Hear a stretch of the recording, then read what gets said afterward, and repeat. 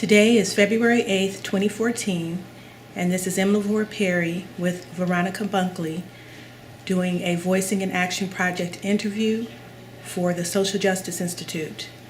And Nia Perry Richardson is on camera. I grew up in East Cleveland. We lived on Brightwood Street or Avenue. And I went to Superior Elementary from first grade until sixth grade. Then I went to Kirk Junior High, seventh and eighth, and Shaw High from 9 until 12.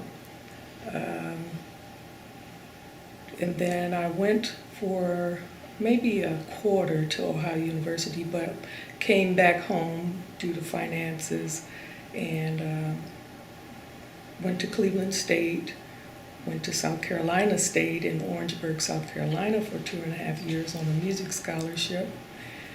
And then I returned to East Cleveland, got married, had 2 children, and we lived in East Cleveland. Where'd you live? It was on Forest Hills Boulevard. I forget the name of the apartments. I think it was the Forest Hills. I can't remember.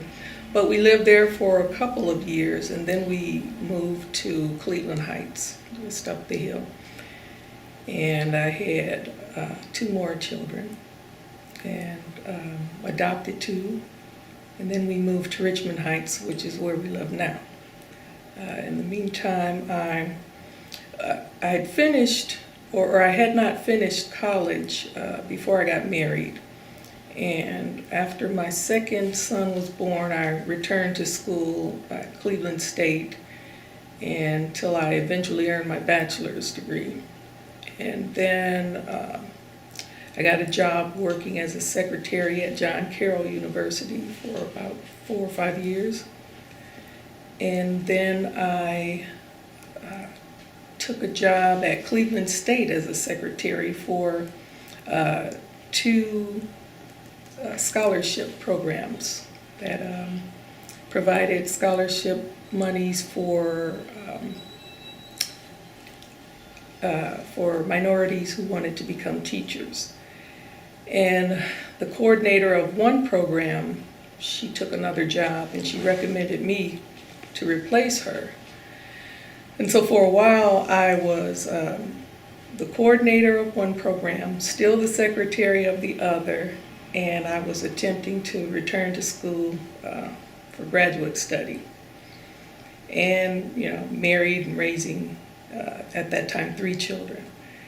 So eventually I had to let some things go. I put my education on hold, focused on the job, and then eventually I became an academic advisor for the College of Education at Cleveland State University. Then I returned to school and got my master's degree in psychology with a diversity management certificate. And that's where I am now at Cleveland State as an academic advisor and instructor, and that's okay. So I have a few questions. When did you move out of East Cleveland? When you got, you went to college, and then you got married, and you lived in Forest Hill Boulevard in apartments, you said? Yes. Are those apartments still there? Because yes, they are. On Forest Hill Boulevard. On the corner of Terrace and Forest Hills Boulevard. Let's say the 4 corners. Oh, I know what you're talking about. I think it's Forest Hills Park Apartments. Then there's some on the other side of Forest Hills Boulevard. Then there's the park. And then there's, I think, another apartment building a little bit from the corner that used to be a senior citizens. Because as a matter of fact, one of my grandmothers lived there during the time that I lived at the apartments. Okay. And what did you get your initial degree in? Communication, organizational communication. Okay. And that was from Cleveland State, yes. Right?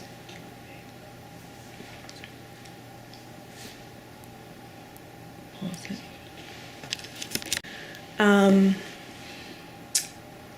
what was it like growing up on Brightwood? It was bittersweet, I would say. When we first moved, the majority of the families were white. I remember one of my early childhood friends, her name was Karen. She lived in, I guess, what could be described as like a row house. It was, it almost seemed like an apartment, where there were like 3 attached homes. They had upstairs, downstairs. But her name was Karen. We were in the same classroom, and her father raised her and her brother. I forget his name. And I was allowed to go and play at her house. She lived on the opposite side of the street, closer to Euclid Avenue. My home was on the other side, kind of midway between Euclid and Forest Hills. So, my parents were pretty protective of us, but they would allow me to go play at her house, and she was welcome at ours. But noticed her dad didn't let her come to our house as much. And she was Caucasian? Yes. And she's also disabled. She was missing her, I think she had just maybe her thumb, forefinger, and pinky. And so a lot of the kids didn't want to play with her because of that. But, it didn't bother me. We were friends. She was a sweet little girl. And then they moved away. And now, then, what year was that when you moved to? That was 1966, I believe. That's when you moved on to Brightwood? Yes. Okay. Yes, because I know I was 5, maybe 1960, the end of 66. And in September, because I started school.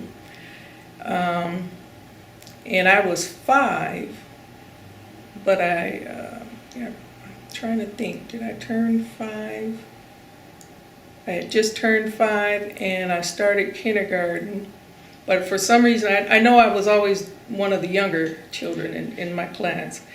And again, there were a number of white families on the street, and even at Superior, if you looked at my first grade picture, which I looked at not too long ago, I have it posted on Facebook. There's, quite a number, there's a mix of children. And I would say by the time I got to 4th, 5th grade, the city and, of course, the school district had become predominantly black. Brightwood, it was nice because you could walk to the corner of Euclid and Brightwood, and there were stores, that sold penny candy. My brothers and I would look around the house for change, falling in between the couch cushions, and we'd collect pennies. 100 pennies, go buy 100 pieces of candy and eat most of it. We'd also use that money we'd buy like a package of cookies, and we'd buy Kool-Aid for 10 cents a pack or something. And we'd make lemonade and have our lemonade stand. We'd sell cookies and lemonade and candy. You sold it on Brightwood or Yes, Euclid? on Brightwood. We'd have a little stand out front. And I remember at the time, our house seemed huge. I remember when we first moved into it, we were coming from a duplex where we lived downstairs, and there was a family that lived upstairs. And the lady who lived upstairs used to babysit myself and my younger brother. But then, my stomach's growling. But then when we moved, the conditions had really gotten dismal. We had roaches and rats, and my mother was worried about our safety, so they decided to move. And so when we moved into the Brightwood house, it was it was 4 bedrooms, an attic, and a basement, and to me it seemed like a mansion. But since I became an adult and went back and looked, it was, the smallest house with a little postage stamp front lawn and backyard, but it was, for us, it was a family of 7, 5 kids and 2 adults. It was definitely a step up. I remember the first night we spent there, it was like an adventure. We didn't have all of our furniture there yet, and the floors were hardwood. We hadn't put down carpet or anything. And there was this old-fashioned stove in the basement. I remember it being white. It looks like something you'd see in the 30s or 40s. But because we hadn't, our stove and refrigerator hadn't yet arrived, my mom cooked a meal for us in the basement. I remember it was pork and beans and probably hot dogs or something. And that was fun. And there was the old washer with the wringer that you had to be careful not to get your hands caught in that. And then I remember one of my sisters and I, we went exploring and, looking through the rooms, and the closets just seemed so huge. And the previous owners had left a bowl of candy for us, which I thought was nice. And it's funny I can remember all this stuff. I mean, I was pretty little, but it made an impression on me. Then I remember, when the carpenters, the men came to lay the carpet in our front parlor room. And I loved that house because it had 2 staircases. It was like the front door you'd enter into what was the parlor, but we called it the TV room. And there was a stairway, and it had like a window cut out where you would come down the stairs and there's the wall, but then once you got to the open window, you saw the person coming down. Then it was a back stairway that I guess was for, leads into the kitchen. I remember hiding on those stairs sometimes, or, running through with my brothers and, preferring one staircase, to the other. Then there was a living room, and it had a fireplace, which we never used. Then the dining room had sliding doors, wood doors, but one of them stuck, so we never got to use those. Then there was a room off the dining room that was maybe like a butler's pantry or something. And my mom used to keep a freezer in that room and the ironing board. Then the kitchen, beautiful wood cabinets, I remember. I'm not sure what type of wood, but I just know it was a beautiful reddish wood cabinets, blue linoleum floor, double sink, and and of course we had the stove there and the refrigerator. We used to eat our meals. The kids would eat at the kitchen table, but my parents, they would eat separately. Usually my dad ate in front of the TV with the tray. And I'm not sure where my mother ate. I don't know. She didn't sit at the table with us, but, And let's see what else. My best friend lived directly across the street from me. This is the girl you were talking about? Yes, Okay. she moved. Well, no, this is a different girl. Okay. Once the like I said, the white families began to move away, and black families would move in. The homeowners, took a lot of pride in their lawns and everything, especially my mother. She kind of developed a reputation for being mean, and the kids would play in the street, and if we were playing kickball or any bounce or touch football, if the ball landed on my mom's on our lawn, you had to ask permission. Can I please get my ball? And she'd go ahead, But and I remember the neighbors looking out for one another too. There was this one woman, her name I think was Miss Asinine of all names. She was a very old white woman, and she lived about 3 homes down. And She was probably the last white person to remain on our street. I mean, for years. I think she lived there until she passed away. But, and her son would come and visit her, check on her every now and then. But one time when we were all kids, my mom went to a PTA meeting. My dad was at work, and so she caught the bus, You could catch the 6 bus right at the corner of our street, from Euclid all the way up to Shaw. But anyway, she went to a PTA meeting, and she left my 2 older sisters in charge, and they were fighting over the TV. One wanted to watch something. So there was just a big fight. The 2 sisters, my oldest brother trying to break them up, myself and my younger brother hollering and crying.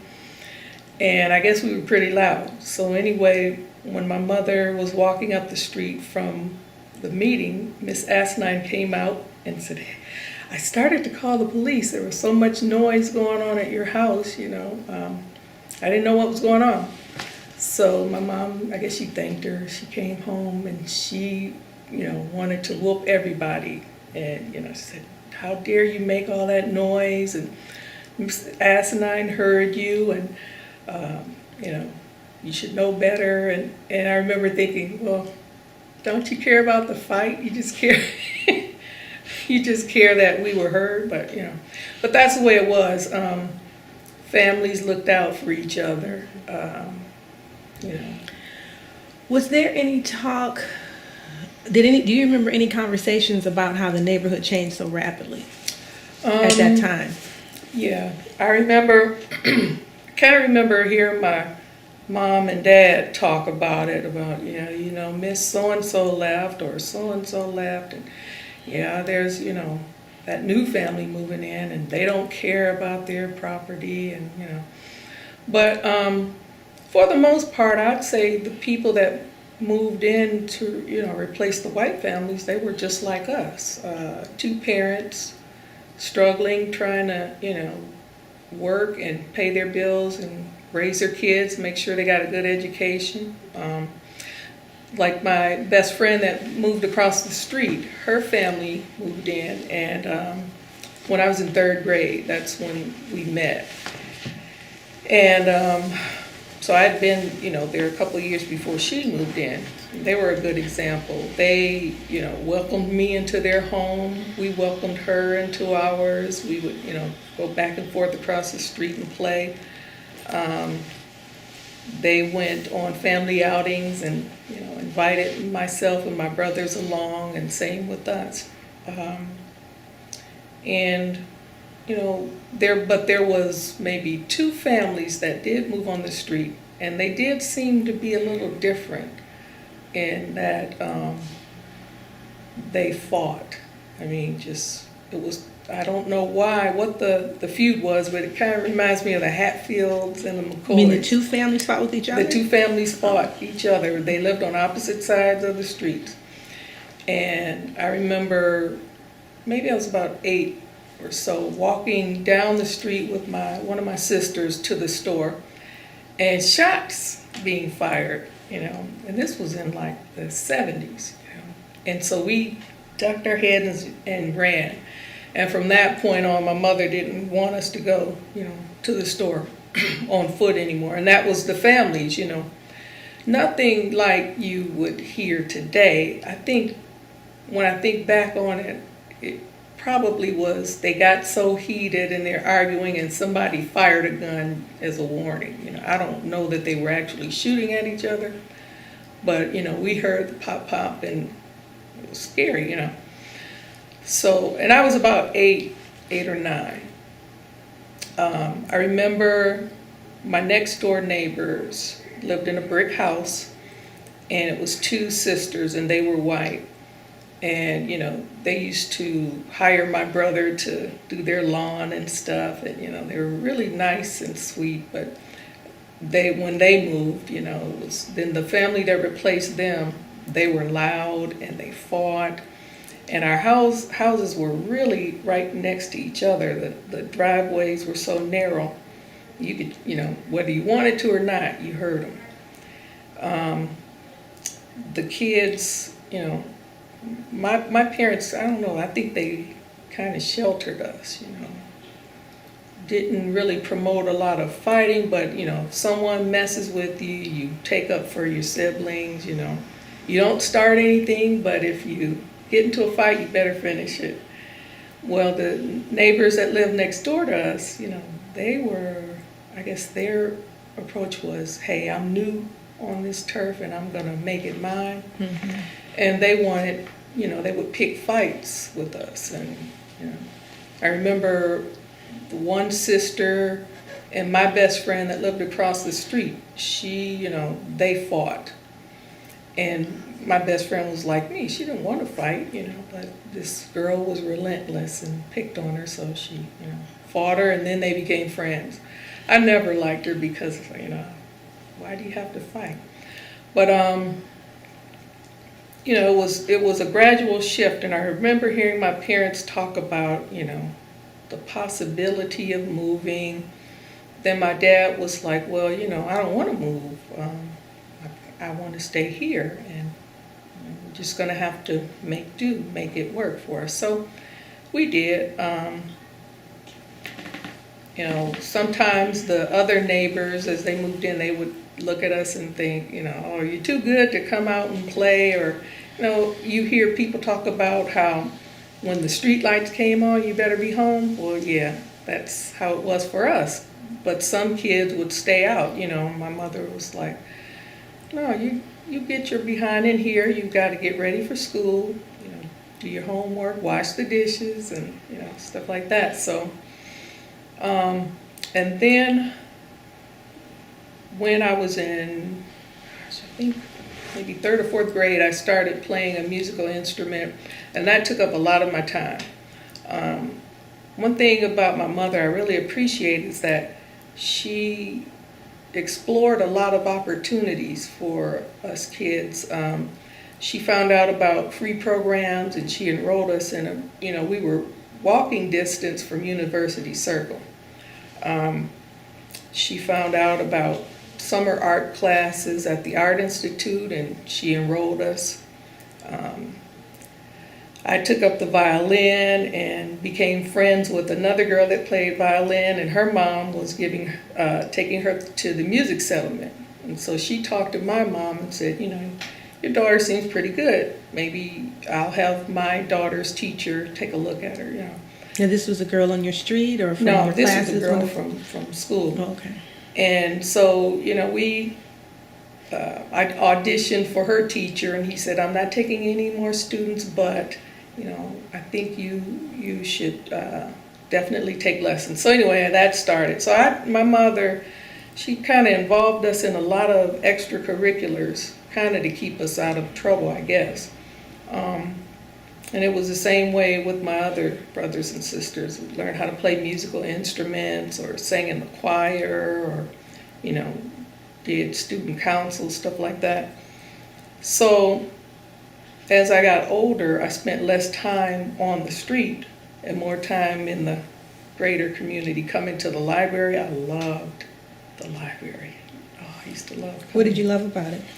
I love the books, and I love the smell of it, just being able to come and look in the card catalog and look up your books. And, it was when we got to come to the library and check out books, that was like heaven for me. I love to read. Wasn't always good about keeping up with them and returning them on time, but it was just, to me, the library here has always been a gem. I used to love to come for, story readings. You would come and have someone read a story to you.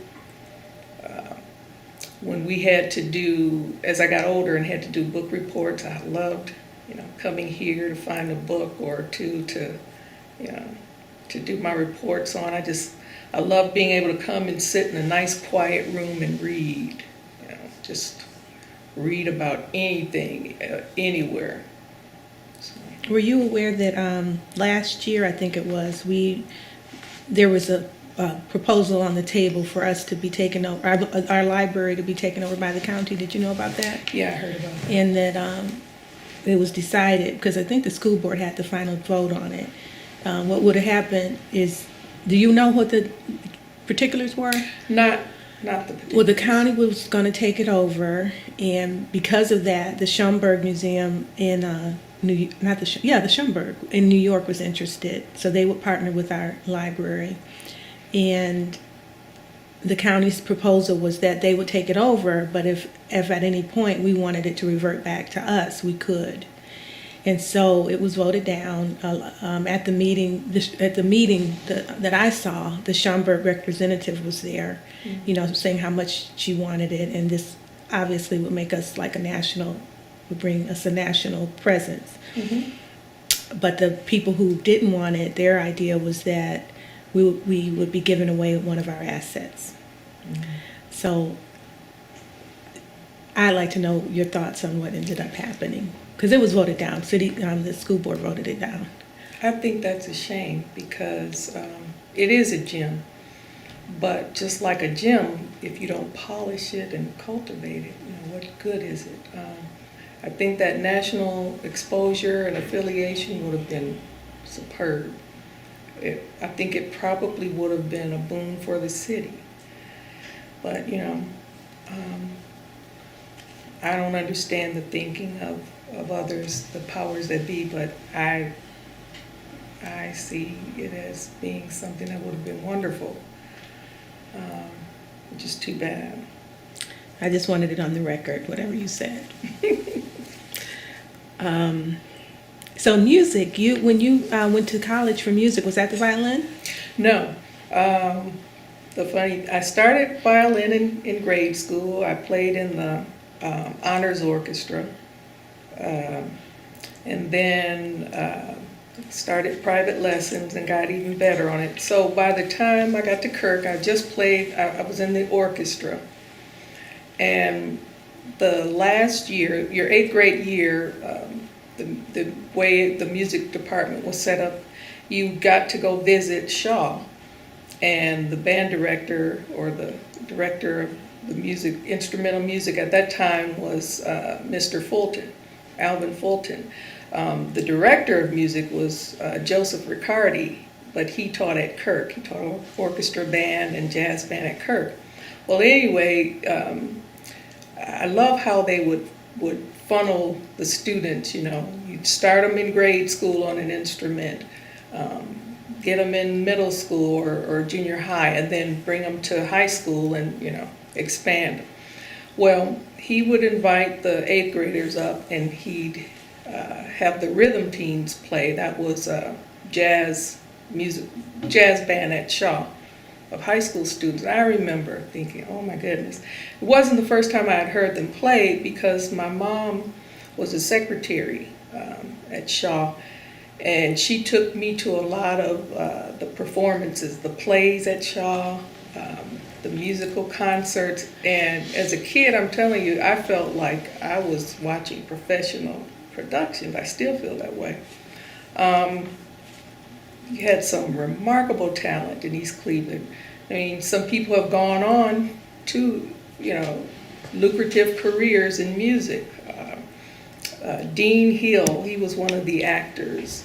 Elaine Saihuntis, and they're still involved in theater and music. Daryl Waters just won a Grammy, maybe a second Grammy. We had so much musical and theatrical talent here, and I felt fortunate in that my mom took me to see this as a young kid. Well, anyway, back to the field trip to Shaw to see the rhythm teams.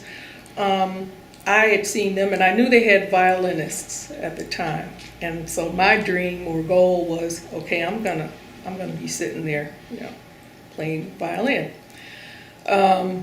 Well, of course, by the time I got to Shaw, they phased the violins out.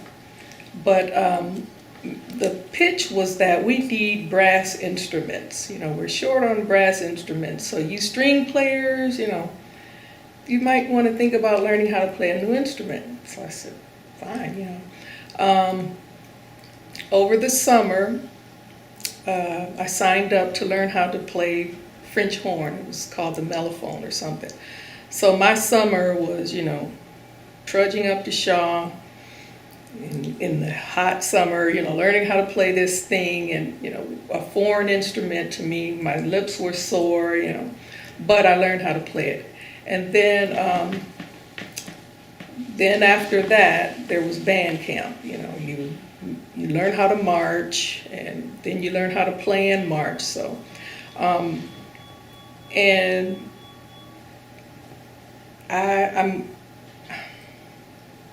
you know, sometimes I regretted having to give up my summers, you know, because I got to play and things on my street, but it was a good thing because it broke up the monotony of summer. Like, I think that a lot of kids, their abilities are wasted over the summer. I mean, it's 2 or 3 months of nothing, unless you're, you know, parents couldn't afford to take kids on vacations back then, you know.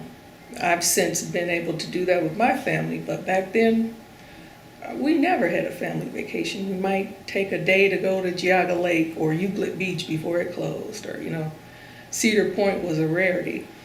But just so much downtime in the summer. So, but that changed once I got to 9th grade. From 9th to 12th, my summers were booked. You know, and even before that, a portion was filled with, you know, going to the art museum for their classes or doing stuff at University Circle.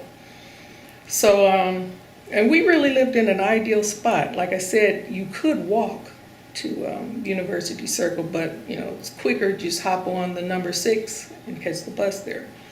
And the number 6 what's the, well, just you explain it. The number 6 was the bus line, the RTA. It used to be CTS, Cleveland Transit System, but then it's RTA. You get on the number 6 bus that ran all the way downtown to Public Square, all the way to Windermere. And I mean, this community is just ideal. So now that's called the Health Line, yeah, which is interesting.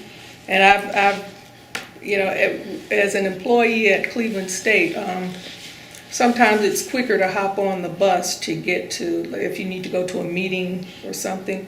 One time my dad was hospitalized at Cleveland Clinic. So my lunch hour, I thought I'd go and visit. Well, that was an ordeal. I didn't realize that you had to buy a ticket, and you had to get a ticket from this machine, and the machine doesn't always work. So what do? You get on the bus, you don't have, you try and give the man your money. He's like, nope, I can't take your money. So you're sitting there feeling like a criminal. Then these police get on. You know, just crazy. I mean, change is inevitable, but wow.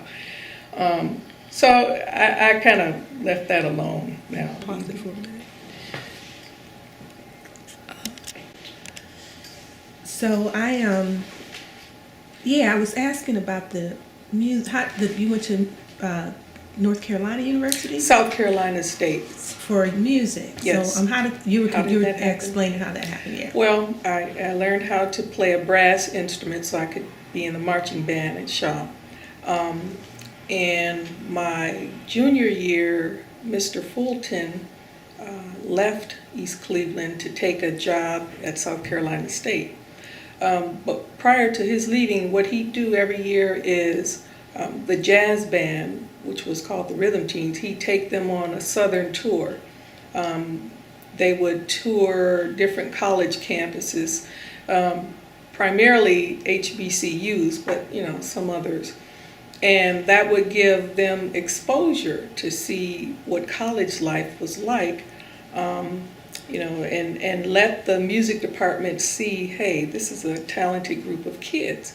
So that gave us exposure to opportunities beyond high school. Students would come back from that and say, yeah, I liked Kentucky State, or it was nice in Arkansas, and you know, or Livingstone, Bishop. that's where I'm going to apply. So then we'd come back to school and meet with the guidance counselor and fill out our college applications, having had that exposure. Well, when he left, Dr. Fulton now, but Mr. Fulton took a job at South Carolina State as one of the band directors. And so he, in that position, was able to offer scholarships, to individuals.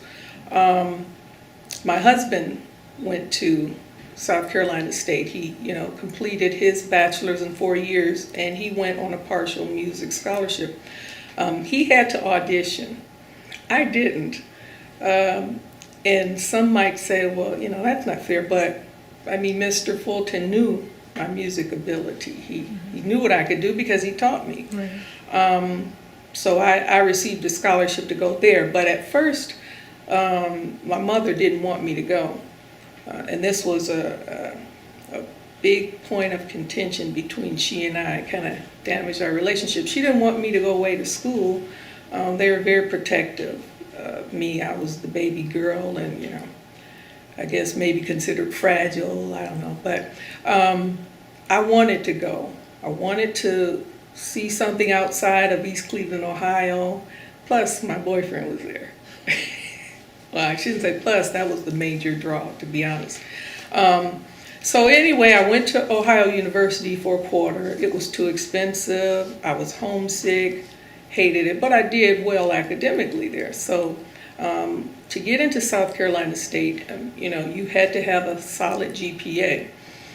And I didn't realize this at the time, but my quarter at OU helped get me in. Plus my grades at Shaw were okay, So that, with the music scholarship, allowed me to go. And I started corresponding with Mr. Fulton.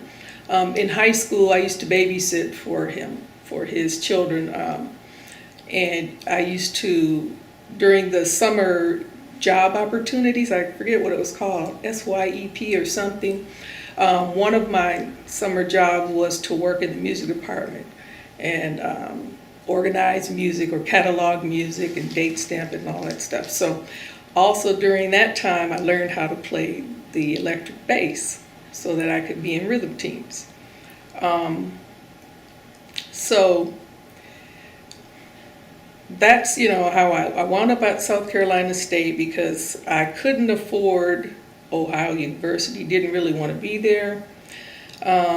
In the interim, though, until I could get to South Carolina State, I went to Cleveland State, just so I would not be wasting time. And I took a couple of courses there. I started corresponding with Mr. Fulton and, told him about what I was doing. I'd even invited him back to my graduation because from high school I graduated. And my boyfriend Dennis was a student there, so they were in touch. I wrote and said I'm graduating. I sent him an invitation and he surprised me. He came, And so, and he talked to my mother about me coming to South Carolina State. She said, nope, I'm not sending her down there, But at any rate, once I had been to college, I was working. I worked at Sears and Roebuck on 86th and Euclid. I could catch the bus from Brightwood there, and then I go Carnegie. Yes, okay. Carnegie. But it was in between Euclid and Carnegie, and that's what the Playhouse now or something. Yeah. So I worked there. Well, it used to be the Playhouse. It's not anymore. Right. Then it was the Mocha. Now it's not anymore. So.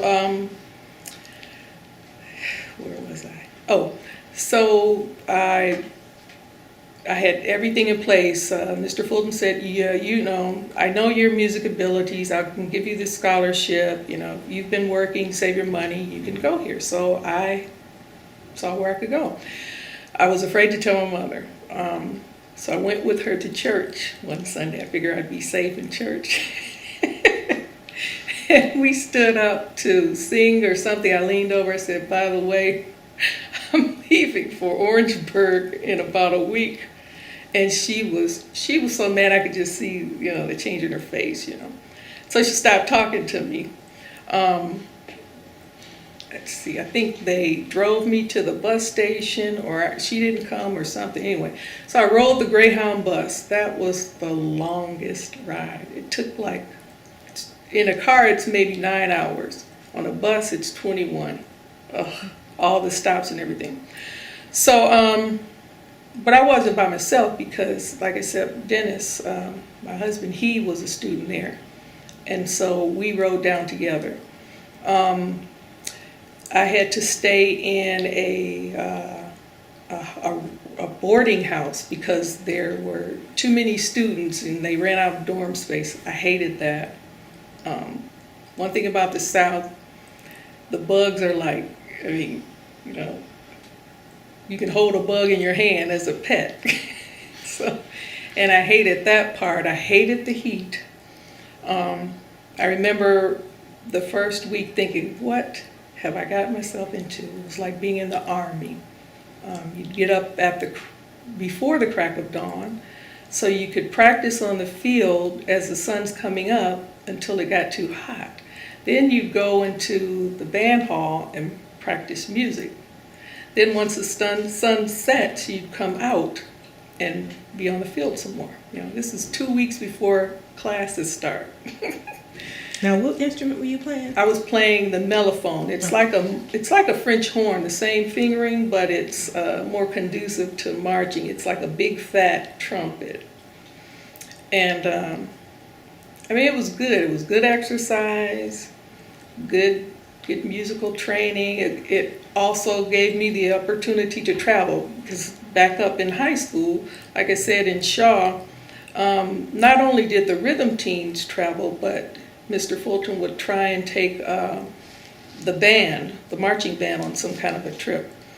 That was the first time I got to go to Disney World, you know, in Florida. And, you know, just some amazing opportunities as a result of living in East Cleveland and being a part of the music department. And then in college at South Carolina State, we traveled as well. We went to every football game. Like in high school, you go to the away games, you know, it's a school bus ride and you're home in the same day. Well, this would, you know, you'd leave, you'd have to make sure to do your work, your class work.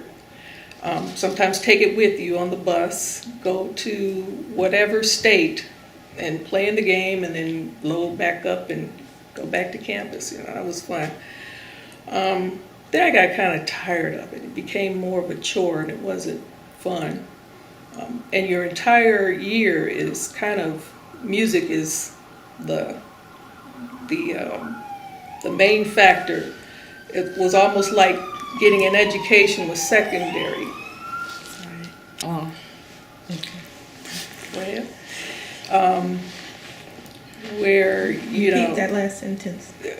You said it was almost like. It was almost like education was secondary. When I first graduated from high school, I wanted to be a journalist. I worked, or I was a feature editor for the high school newspaper. And what was the name of the paper? Oh God, was it the Observer? I think that was the name of the paper, the Observer. I wanted to be editor, but I remember Miss Mary Ward, she was a journalism teacher. She said, I think your strength's better as a feature editor. So in addition to writing, I got to choose articles that was going to be in the feature section. So wait a minute, they had a teacher she wasn't the English teacher, she taught journalism. She taught some English, but she also taught a journalism class, Mary Ward, and that was great. Learned a lot from her about, we would, you know, get the articles together and then we'd go after school to, where was it? It was at a church, because there was a community, East Cleveland Community News, I believe, a paper. And she had it so that we could go there to lay out our school newspaper. You know, we laid out the articles, did the typesetting and everything, and printed them. And that was fun. The reason I did that was because well, I wanted my older sister influenced me. She was actually the editor of the paper when she was in school. It's funny how the families worked. If your older siblings did something, then you wanted to do it too. She played the violin, my brother played the violin, I played the violin. That violin got passed down. My mom bought this instrument and she got her money's worth. But I think I was the only one that stuck with it. Do you know who published that East Cleveland Community newspaper? I cannot remember who, but I enjoyed it. It was very informative because it told about the politics, what was going on at City Hall, different community resources. I read that, and I even thought about, after high school maybe writing for that, but it went off in a different direction. But I really enjoyed journalism. I wanted to be a reporter until I learned what that meant, that sometimes you had to get information when you really didn't want to. You had to get up into someone's face and be persistent. I didn't like that, so I said, okay, maybe a different type of writing is for me. But at any rate, things change. You may have a career plan for yourself, and finances or opportunities, just don't present themselves, and you have to change. So once I got to South Carolina, I chose OU because they had a good journalism reputation. And unfortunately, I had to leave before I really got to delve into it. At South Carolina State, they did not have a journalism program, so I chose English education. I didn't want to be a teacher, although my older sister had been, she had gone to school and became a teacher. But I just, I really didn't want to do that. But I chose English ed, and then once I left South Carolina State, I went back and considered communication at Cleveland State. And then I got off into organizational communication. So, but I would say that being in East Cleveland and part of the East Cleveland City Schools was phenomenal. We had the guidance counselor, her name was Carolyn Smith, I remember. You'd go to meet with her, she'd talk about what do you want to do after school, and she'd help you fill out the application. She gave us the information on, the addresses for the admissions offices, and she would look over your applications. She would proof your essay. You had to write a biographical sketch. And then she'd want to know, the results. You'd get the letters at home. I remember I got accepted at 3 schools.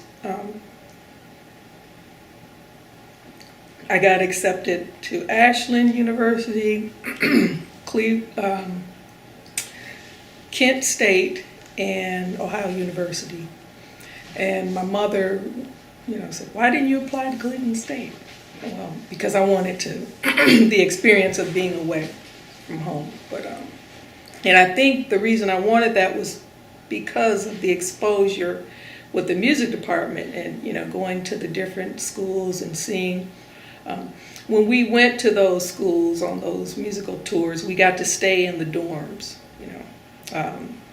They would volunteer to let us room with a college student, 2 of us to 1 college student. So we got a first-hand glimpse of what it was like, to be in a dorm and be at college. It didn't give the whole picture, but at least it was exposure.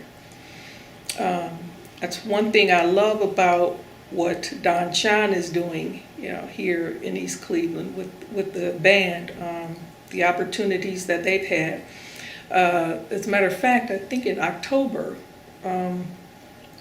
they played at South Carolina State for their homecoming, and my family went down for that. Mm-hmm. So it was good, we could cheer on Shaw and everything. That was a wonderful opportunity. So when you got married, you said your first place you lived was in those apartments on Forest Hill Boulevard. Yes. And then you moved to Cleveland Heights? Yes. Why did you move from the apartment? The apartment, actually, my husband, he had the apartment before we were married. I was still living on Brightwood, and he grew up on Rosemont. And his father... Where's Rosemont? Rosemont is actually right, not far from where Heritage is. Okay. Because he could walk up his street and be right there at Kirk at the time. So he grew up on Rosemont. When he moved out to be on his own after he finished college, he wanted his own place, and so a friend of ours who we'd also gone to high school, she had an apartment there, and she said there's a vacancy, and so he applied and he got that apartment. So shortly after that, we got married, and that's where we lived. It was 2 bedrooms, and we had first one baby, so it was plenty of room for us. We had considered, we almost moved into his family home on Rosemont once his mom passed away. And even before she died, she had talked about us coming to live there. And I don't know why we didn't, but it was almost we almost did live there. I think at the time I didn't want to, though. So what year was it that you moved to Cleveland Heights? It was 1986. And where did you 87. Where did you move to? We moved up. It was a street off of Taylor called Blanche. And it was in the middle of an Orthodox Jewish neighborhood. There was the Jewish school, a couple of synagogues there, the Jewish funeral home, and quite a number of Orthodox Jewish families lived on that street.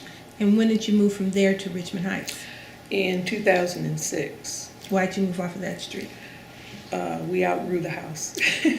And as a matter of fact, I noticed a similar white flight. It reminded me and my husband and I, we talked about it a lot throughout the years. He experienced it too. He talked about when they moved on their street in Rosemont, they were maybe one of 2 or 3 black families, and how gradually you saw your friends move away. We saw the same thing on Blanche. The families gradually moved away until, the ones that stayed, I figured it was because they could not move. Now, is the same thing taking place in Richmond Heights?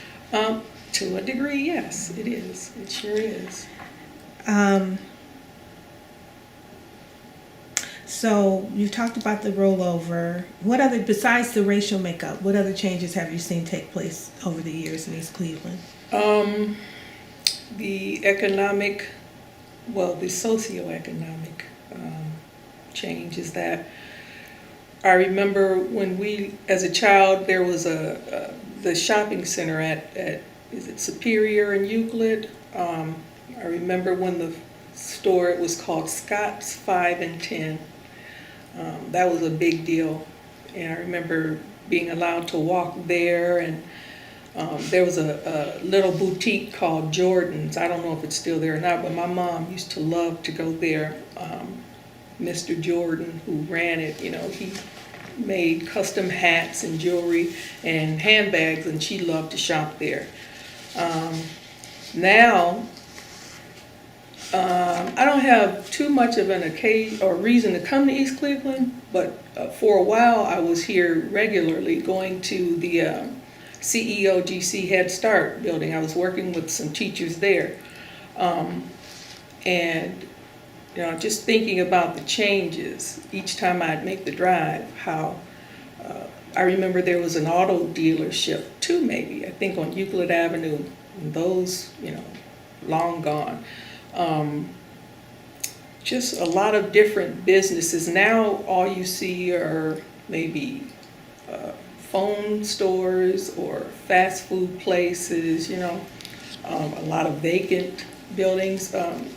Riding here today, I saw the shop, the sign is still there. It says Barbara Ann's Beauty Salon. That's where I used to get my hair done. When I lived in Cleveland Heights, I'd drive down Taylor and make the turn and go there.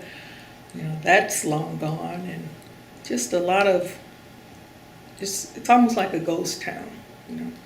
On my street, a couple years ago, I took my youngest son, Joseph, to ride down there.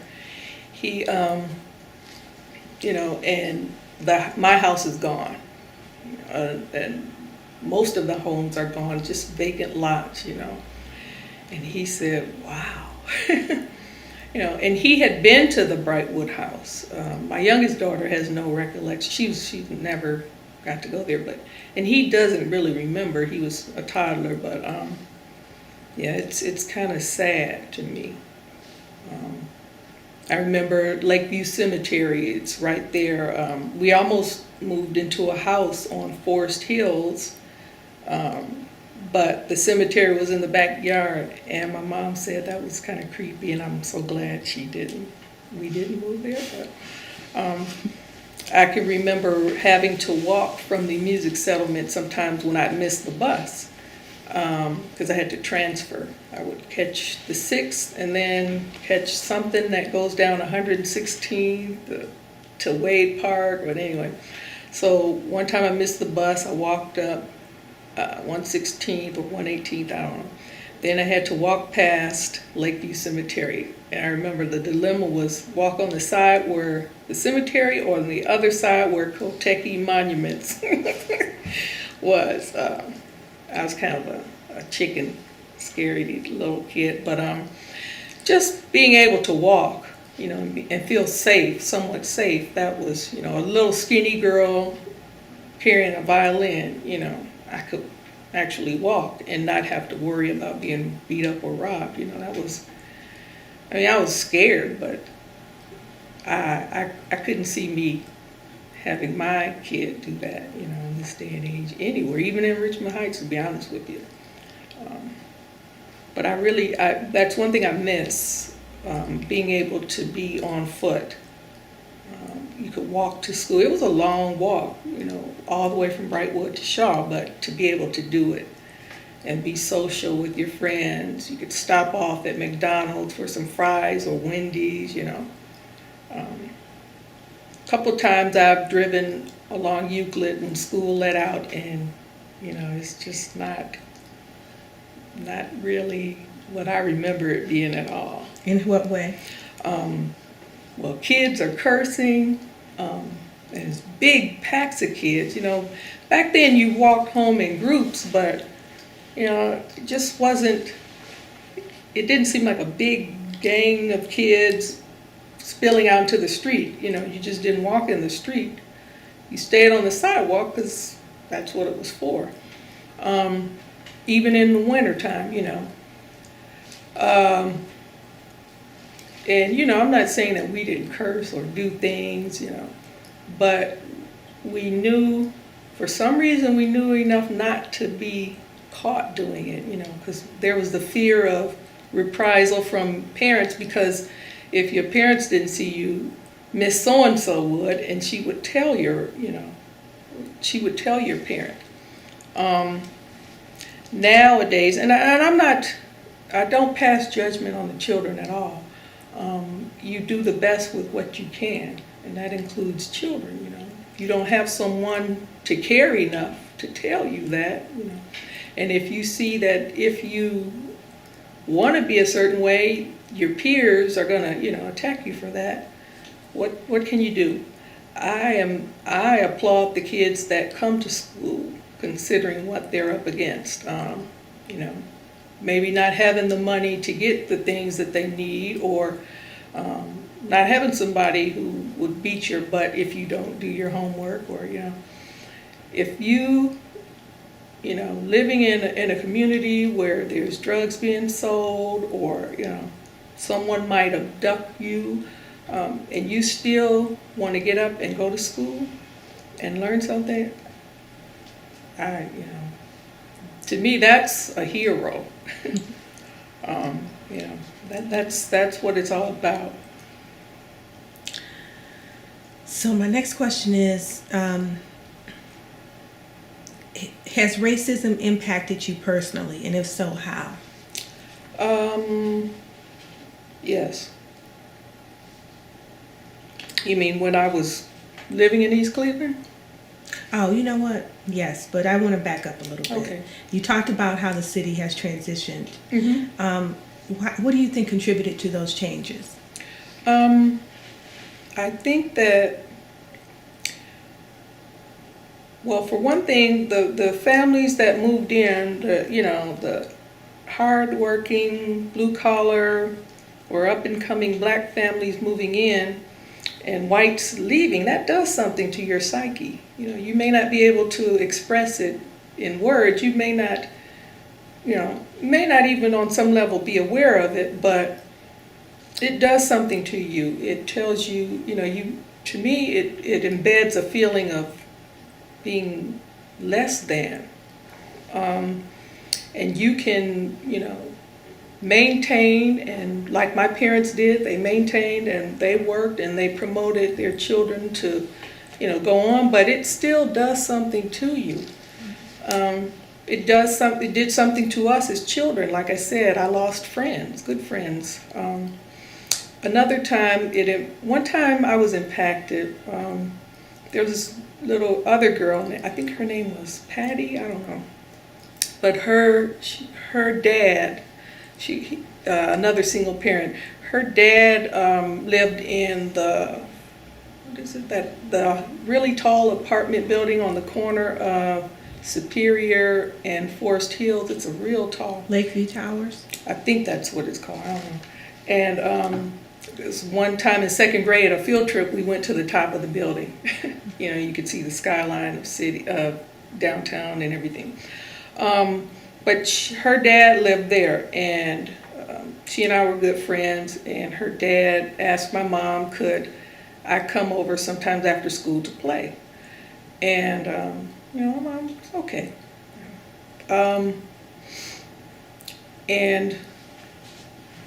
But then, I got tired of always going to her apartment. I said, why can't you come to my house sometimes? I want you to meet my friends and, play in my backyard and do this and that. And she's okay. Well, her dad said no. And my mother got angry about that. She said, well, why can't, I'm not good enough, or she's not good enough. We're not good enough to have your child, but I trust my child with you. So that ended our friendship.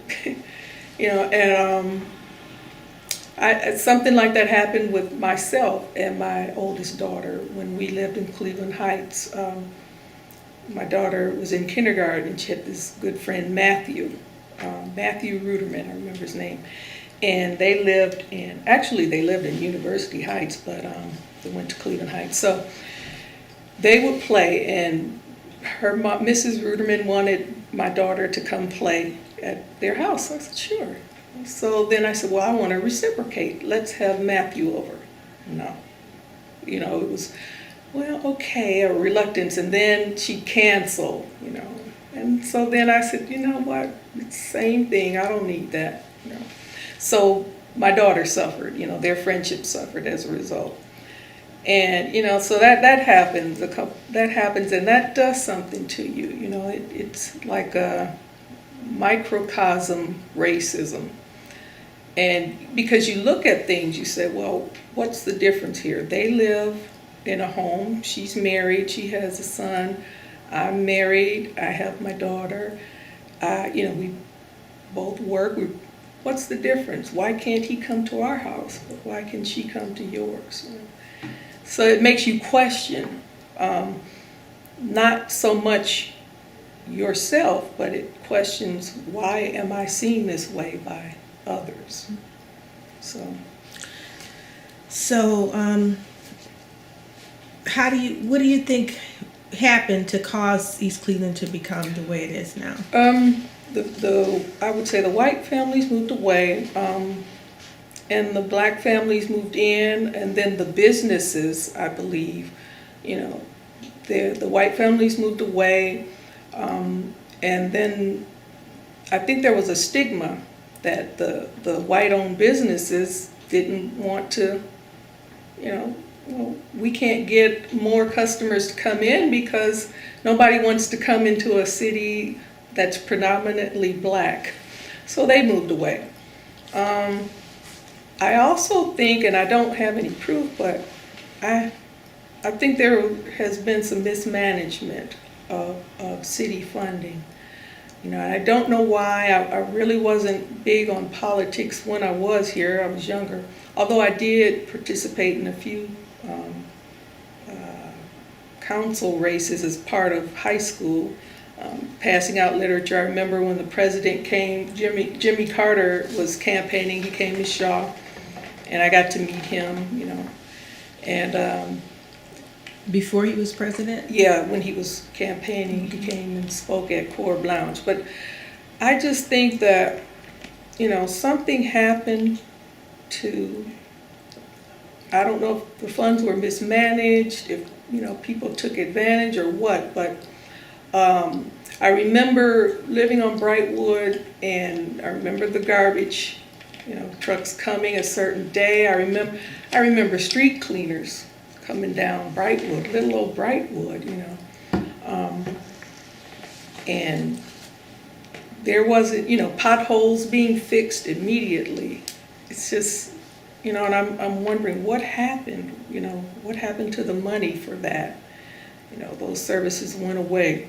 And then, you had families that moved into the city that were, all they wanted was a chance, a nice home, beautiful, beautiful physical environment, the park, what a treasure to be able to go up there and play and be at the pavilion, at the lagoon, and, tennis courts.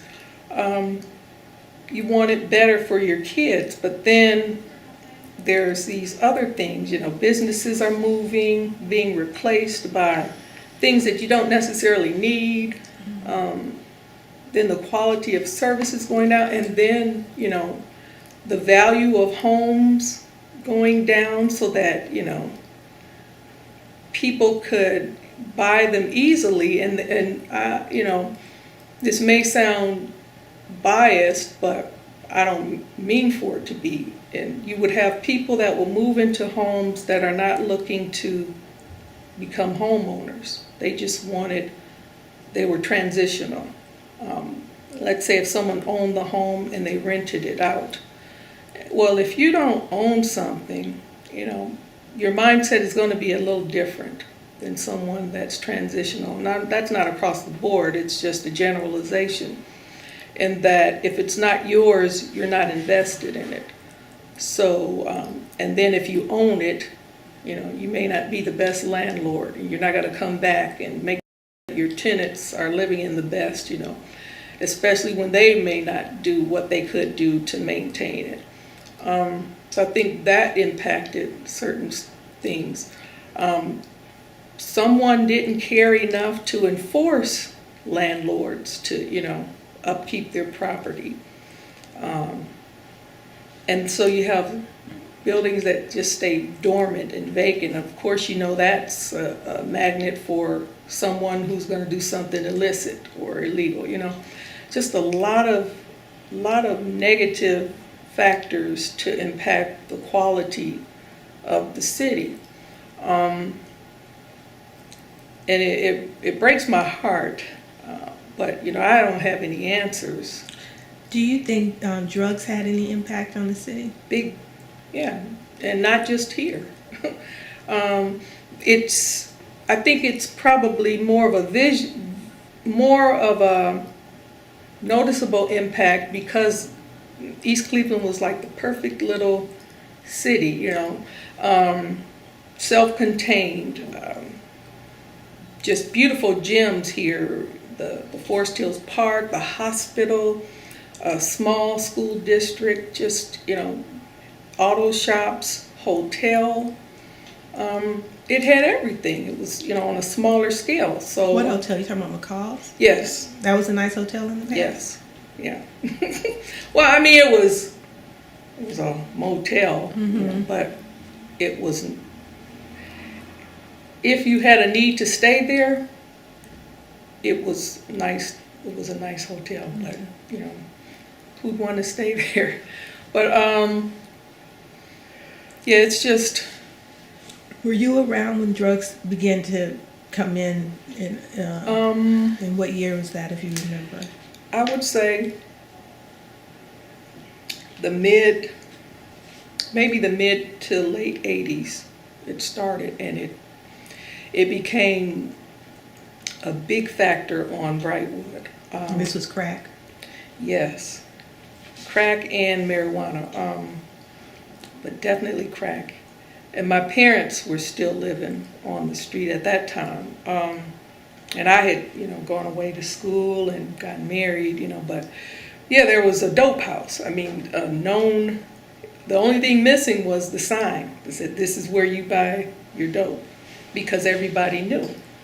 And people were coming, you know, from outside of the community to buy drugs on the street.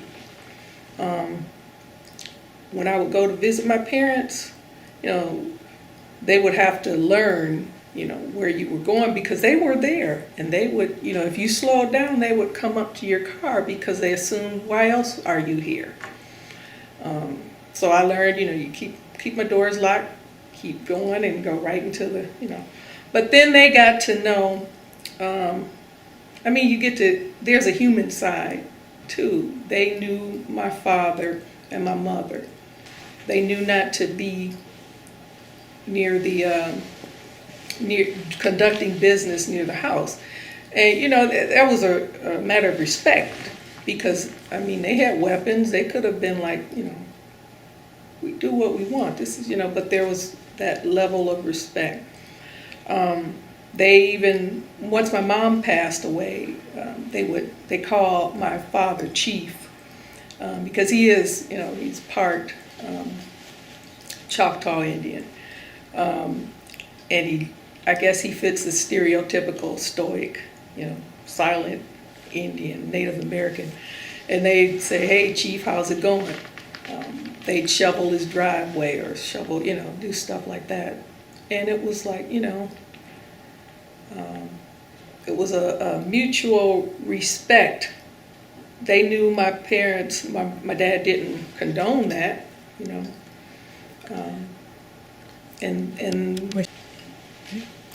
You mentioned your dad was part Native American. How was he Native American? His grandparents were Native American. On his mother and father's side? On his mother's side. Okay.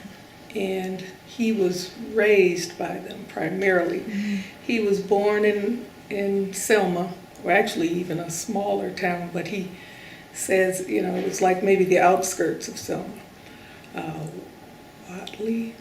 Watley, Alabama, and he talks about going to Indian Ridge Lutheran School, and you know, he talked about his grandfather and his mannerisms, and he would, you know, laugh about it. He talked about how he combed his hair. You know, his hair was straight, and so he just combed his hair, and he remembers that. Well, he lived with them until he was 12, and his mom, my grandmother, had come to Cleveland, you know, and she left him behind, and she took his sister. It was just the two of them. And so he stayed with he called them Mama and Papa, his grandparents, and sometimes his sister would come down, you know, summers to spend time. But then when he turned 12, my grandmother sent for him, and he talked about how sad he was to leave them. He was glad to come live with his mother, but sad to leave them. And he said his grandfather's final words to him was, be obedient. And he talked about, you know, the culture shock. That's not his words, but that's what he described, coming from the country down south to the city and having people make fun of his accent, how he would say chunk the ball, and it was throw the ball.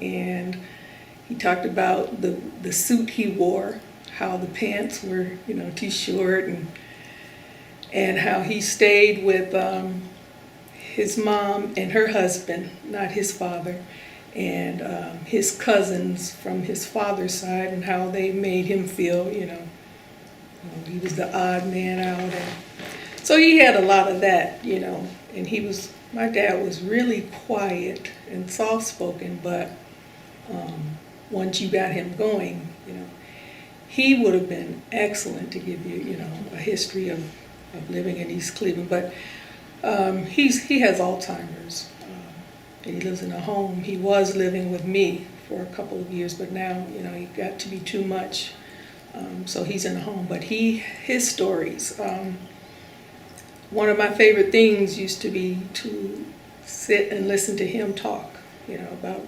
growing up here and the different things he's done.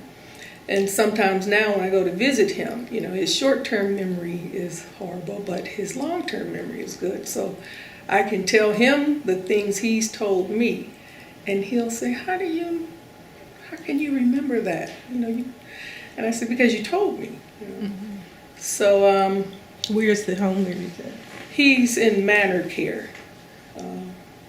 I don't like it, but I don't think I would like any nursing home. But I can't, I had him with me, and he would wander off, and I've got to work, and I just couldn't maintain his safety. So now I know that he is safe. But yeah, he education was important to both my parents, but it's different. It's not like they weren't, you've got homework, you do it. Well, what do you need to do it? Okay, here's the paper, the pens, the books, go to the library. But today it's, if you have the parental involvement, I'm sitting down with my kids and they're doing homework and I'm explaining, and, that's different to me. I can't help but think, well, he helped me. But it's different, it's a different world we live in, so.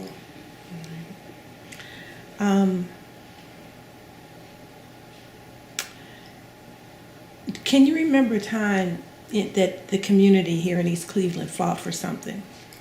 Can you turn just a little bit? Mhm. So, yeah. Let's see.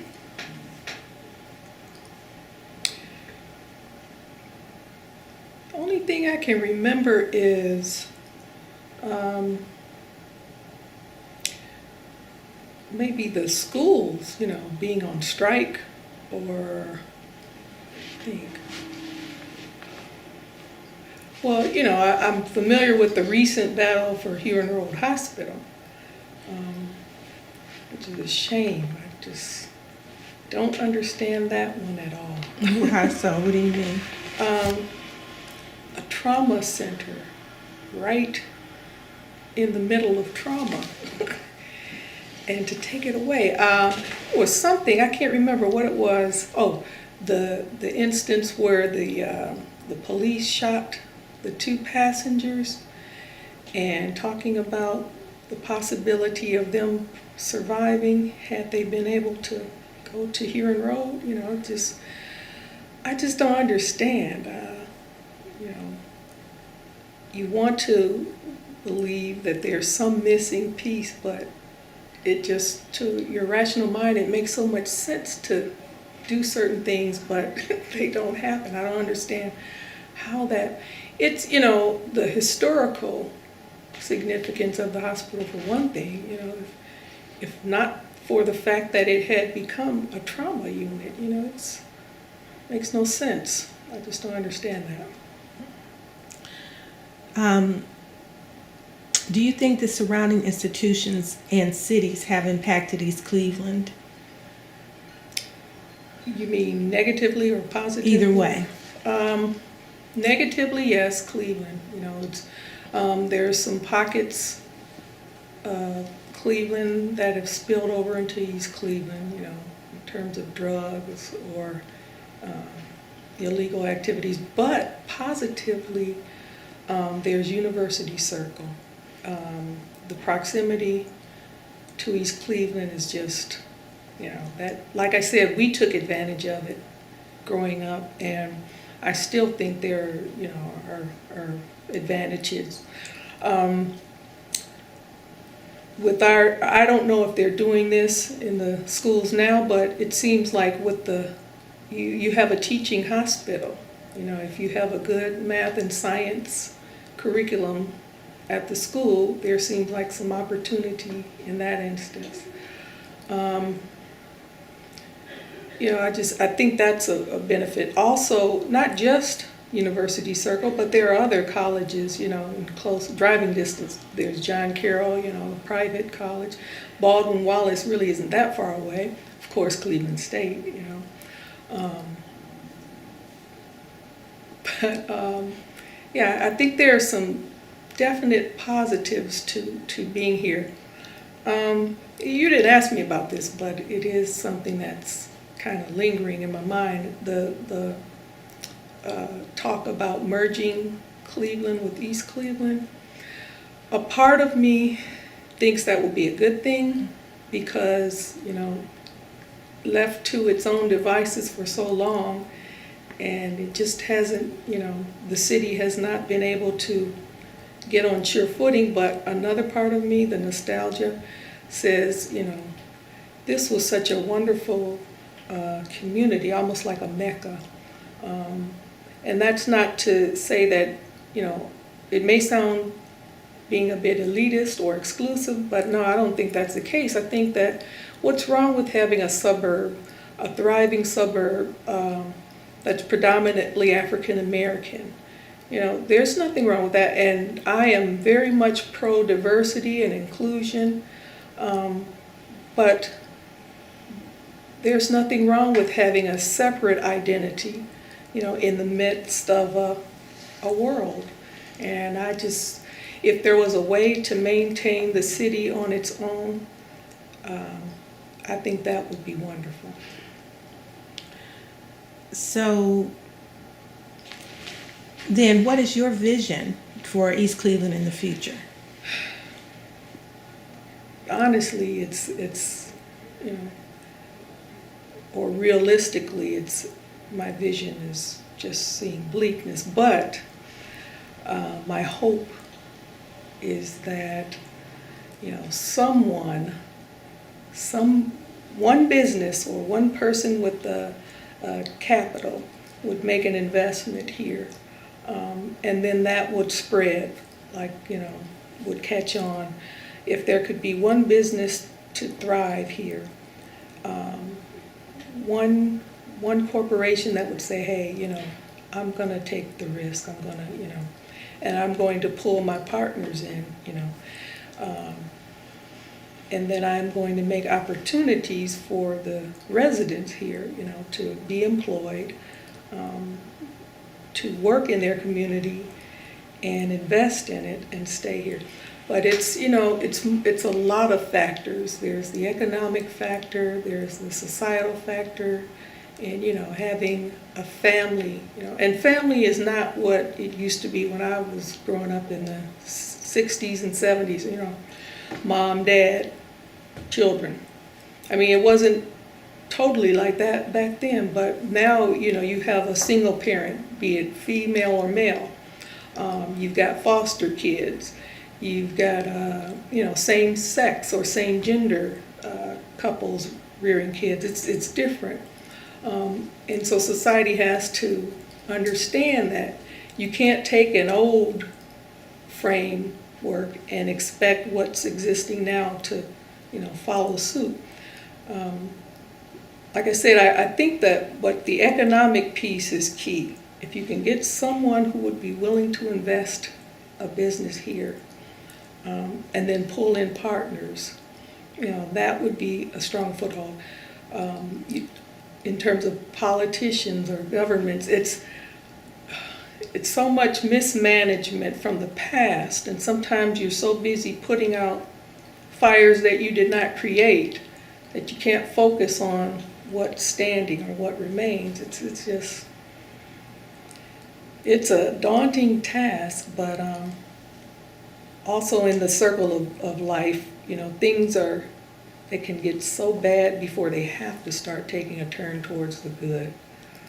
And you see little glimpses of hope, like the possibility of this library merging, you know, that was a glimmer of hope. Well, maybe it can be revisited, I don't know, but I do think that would be a positive. What's happening with the music factor at Shaw with Don Chan, that's a ray of hope. They've had national exposure, international exposure. And you have, you know, someone who's committed to the children and they respect him and they want to give, you know, but these little things exist in isolation. If they can all come together, you know, if you can just get a like-minded people committed towards a common goal of making this great. I don't like to hear people say making it as great as it once was. You can't go back and relive the past. It cannot be what it was. But it has the phenomenal potential to be something, you know, amazing like it was and even beyond. That's my hope for the community.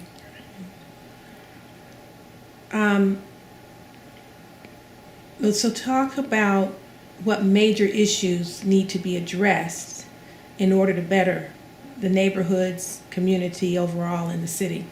Well, again, it really is, it does boil down to economics. You know, you've got to have some reason for people that are here or people that are going to be here or want to stay here. You have to have a reason for them to work towards something. If you had a business here, you know, like GE, you know, if you had a business here that could employ the residents, if you had some, you know, the education piece where students are being trained to, you know, stay in the area and work on the community, you know, maybe they'll go elsewhere eventually, but there has to be some sort of a base. And then there's the issue of safety. You know, I think that might have been the appeal for some people to merge with Cleveland, to have a bigger, you know, safety force or, you know. But there has to be some economic foundation and commitment. It's not going to happen overnight for sure. It may be a span of 5 to 10 years, but for that base to grow. And the people that are willing to invest in it have to be committed. You know, it can't be for personal gain. It has to be for the benefit of the whole.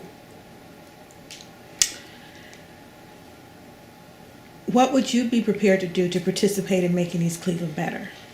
I would not be prepared to move here because I still have a young child.